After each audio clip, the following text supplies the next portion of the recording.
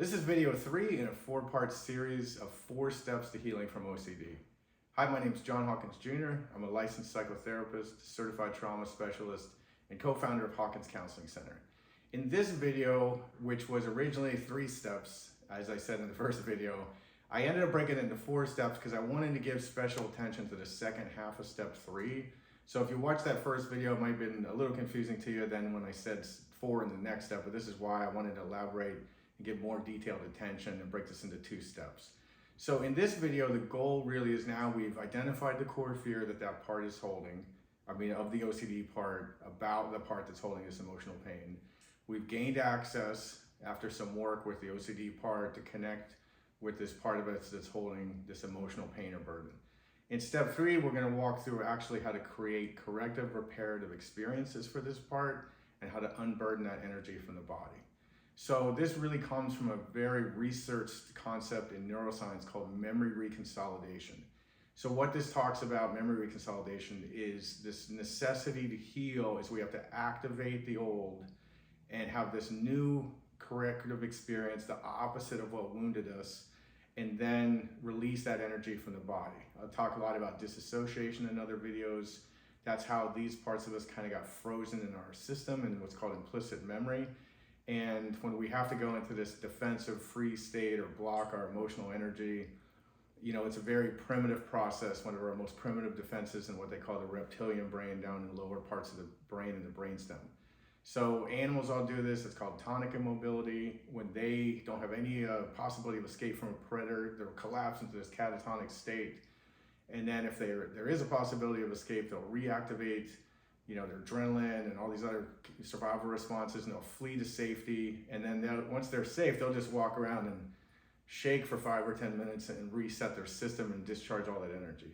Human beings, we get kind of stuck because we have this big neocortex, the most evolved part of our brains, this thinking brain, our human brain, some refer to it as, and that kind of blocks our natural intuitive process. And so when you go to therapy and you talk about things and you make logical sense of things, and you fill out worksheets and get all this good information, it's very insightful and helpful, but then nothing really changes, because in that regard, the part of the brain that's thinking becomes the block to healing.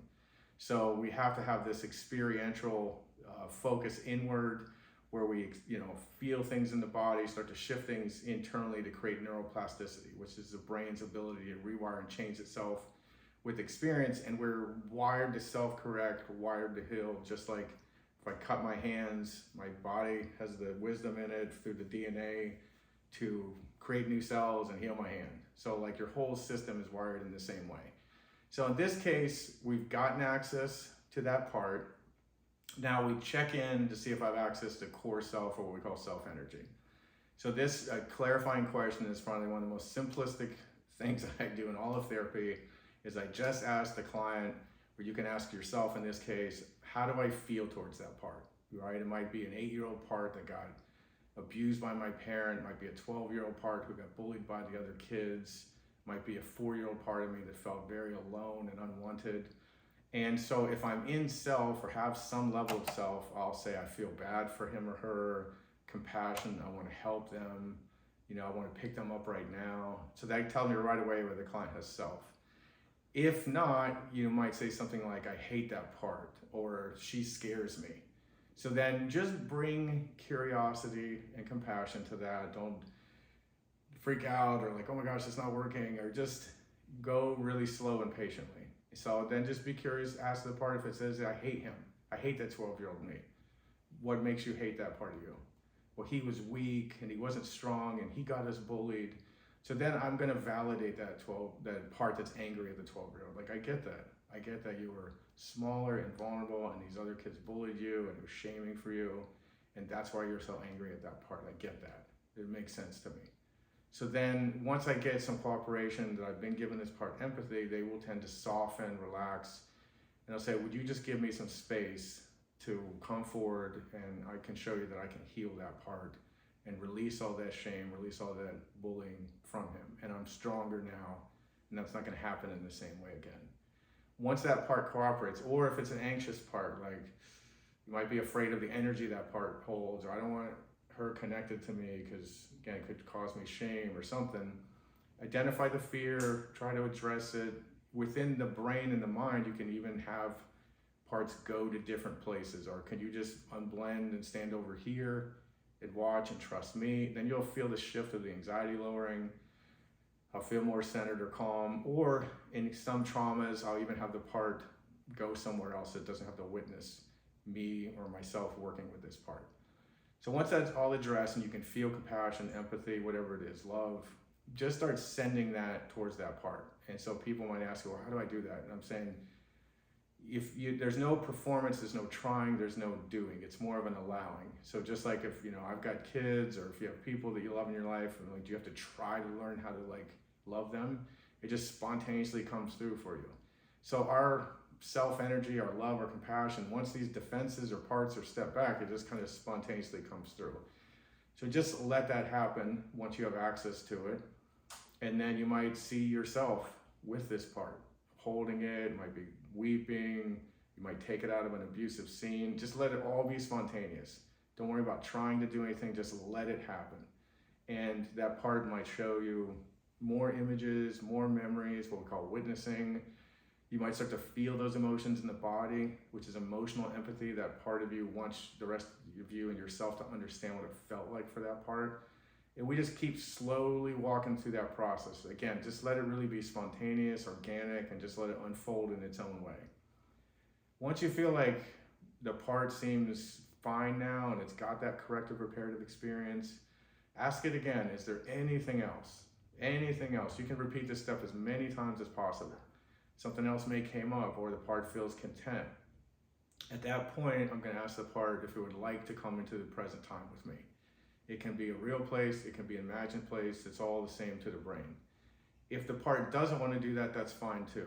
I'm just going to curiously ask, what's the deal with why you don't want to come into the present? I just want to understand that more.